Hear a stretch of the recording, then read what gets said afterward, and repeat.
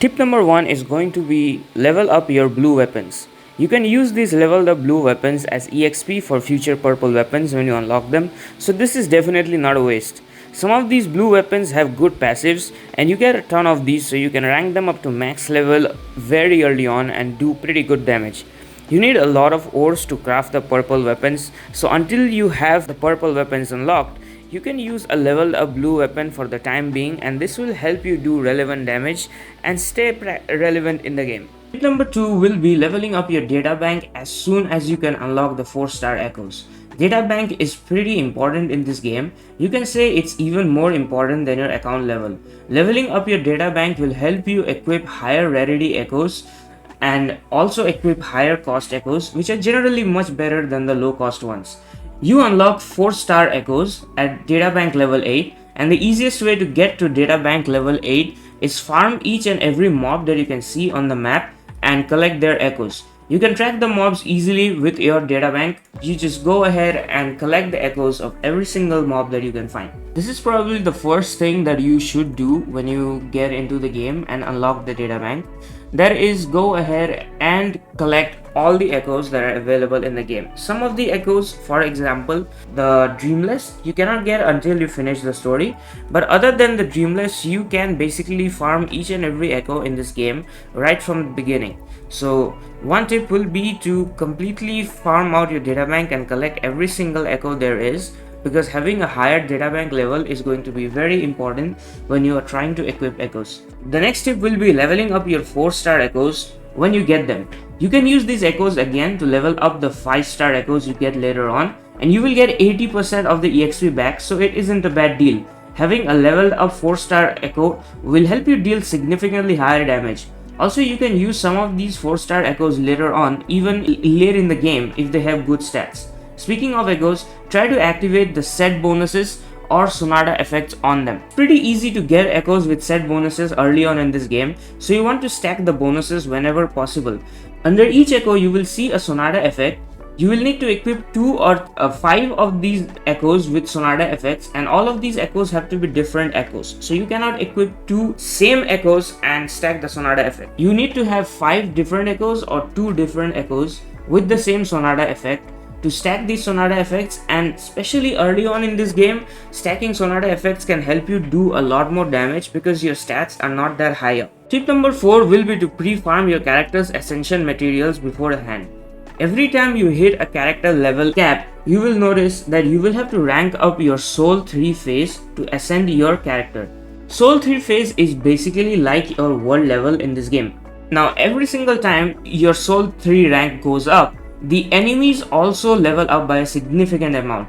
So the bosses you need to farm in order to ascend your characters will also become high level, and it will become much more difficult to beat them.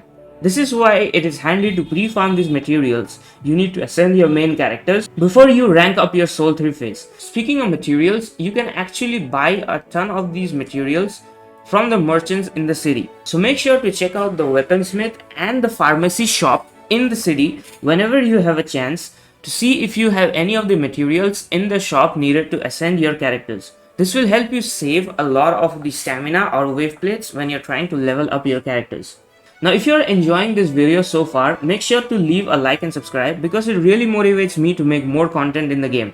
Now let's move on to tip number 5. Tip number 5 is going to be on the stamina system, which is called wave plates in this game. It is very important to manage wave plates in the game because everything costs a lot of wave plates to farm. Which particular activities you need to spend your wave plates on varies significantly on where you are in the game. But your first priority should always be to farm the boss materials needed to ascend your characters. Because like I said, when you rank up your Soul 3 phase, you want to ascend your characters as soon as you can. As soon as you unlock the world bosses Scar and the big turtle, you want to clear out these two as well, because you only get 3 chances per week to clear these enemies, so you don't want to miss the drops. After this, you can use your wave plates on whatever you are lacking. Early game, it is always a safe bet to farm character level up materials from simulation training. You get a lot of weapon EXP materials, so you don't really need to farm them early on. Use your stamina efficiently and make sure to use all your 200 wave plates every day. You don't want it capping because every activity that uses wave plates also gives you character EXP needed to level up. Tip number 6 will be to synthesize revival food. The enemies in Wuthering Waves can be tough and sometimes they will one-shot your characters. You may have missed this, but in the city you can find the synthesizer. Use this to craft the basic revival inhaler. It's always best to keep a few of them in stock because you never know when your main damage dealer falls in between a fight, so having this in stock will really save you in those situations.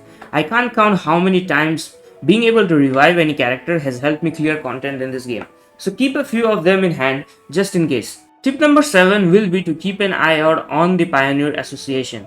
This is a facility you can access in the main city. The game does not do a good job explaining this, but this Pioneer Association is actually very important in the game. The Pioneer Association will reward you for your exploration progress, and it helps you unlock new gadgets that will make exploration much more easier. At Pioneer level 1, you will unlock a loot mapper that will mark all undiscovered chests in your vicinity.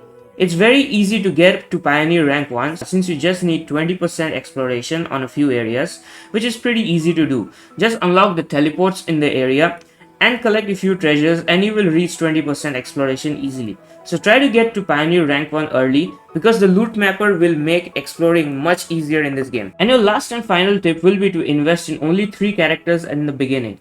The resources are very limited in this game and you don't even get enough materials to level up 3 characters. So at the beginning, don't switch team members too frequently. Stick to 3 characters you like, and once you unlock the Tower of Adversity later on, you can start building other teams. Stamina is very limited and if you spread your resources thin, you will struggle to level up.